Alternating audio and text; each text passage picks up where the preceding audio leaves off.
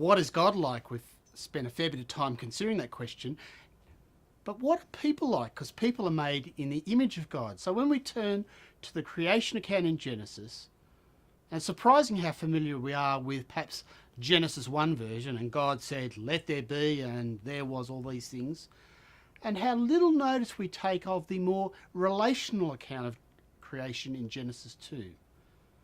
And it is in this account of Genesis, creation, that provides more clues to what it means to be made in the image of the one who, we remember, has no image. So Genesis 2 is a more promising basis for dialogue with ecological and environmental concerns. It can be an important corrective to exploitation that's gone on in the past, carried out under the guise of bad Christian theology, one of humans as having dominion. When we read Genesis chapter 2, we find that humans are centrally significant and cannot get away from this central significance given to humanity in both Genesis 1 and 2. And so this biblical emphasis on creation is human beings as the representation of the whole creation, so that God deals with the creation on the basis of how God deals with people. Reformed theologian Calvin understood our human dignity in terms of microcosmos, a world in miniature. And in a reciprocal sense, people are also God's representatives. Humans are representative of God. As God's image, they stand in the gap between the creator and the created world, or perhaps on the edge, being themselves creatures, but creatures of an utterly unique kind, made in the image of God. Which brings us to a second role of custodian. In Genesis 2, the first humans are given the task of being custodians of the garden. Now, the word translated to till and to keep in the old translations could also be translated serve and protect. The image bearers are to be the caretakers of the earth. And this biblical orientation means that care for the earth is an essential part of who we are, as people generally and as Christians in particular.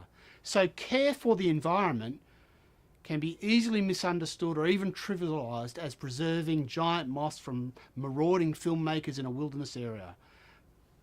More profoundly, it is who we are created to be: caretakers, servants, custodians even, representatives, I don't care, take your pick, of the earth to God and for God. Now, despite this biblical orientation, there is a widespread ecological complaint against Christianity, which identifies it as the major culprit for our current ecological crisis. The argument goes something like this: Christian theology, and Genesis 1 and 2 in particular, teach a conquer and destroy approach to the earth, which has resulted in centuries of ecological exploitation.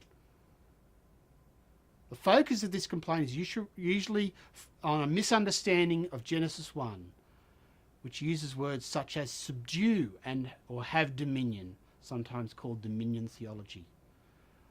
This idea of dominion, God's image in humankind, no longer needs to be found in this functional way. Despite the many different interpretations of Genesis 1, there is now widespread rejection of this traditional functional view amongst Old Testament scholars. And again, this promotes dialogue with ecology, various environmental concerns. It's been widely noted in recent decades there is an important corrective going on to the exploitation of the past, carried out under the guise of this dominion or subjugation idea. And yes, let's be honest, Christians have often used dominion as an excuse for exploitation or misuse of the earth. But dominion does not have to equal exploitation. You see, in the Bible, the proper exercise of dominion brings shalom, peace. The model is the king in Psalm 72 who brings justice for the oppressed, delivers the needy, and helps the poor. And so the true exercise of dominion brings freedom. Again, Bonhoeffer is helpful here. He understands the image to mean that humanity is like the Creator in that humanity is free. Freedom, not a quality or possession or form of existence. It means being free for someone else, free for the other. And one of the characteristics of that is being other person centered. And so in all these ways, humans are created in the image of God to anticipate the true human Jesus Christ, the reflection of God's glory and the exact imprint of God's very being. Hebrews 1. Jesus stands in the gap in a unique way as the true image of God. God's commitment, investing in humanity, is found most explicitly in the incarnation. And Jesus finally turns dominion on its head and says to rule is actually to serve. And so the first humans we discover were centrally significant, yes, custodians, given dominion, which brought freedom and anticipated God's incarnation in Jesus Christ.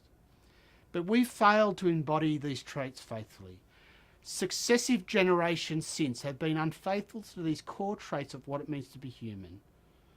And today in the 21st century, when the language of dominion is out of vogue, we continue to fail to exercise dominion faithfully.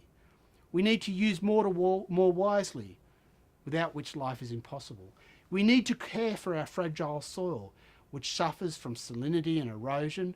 We need to preserve our old-growth forests, which our great-grandchildren will not even live to see regrown once they are destroyed.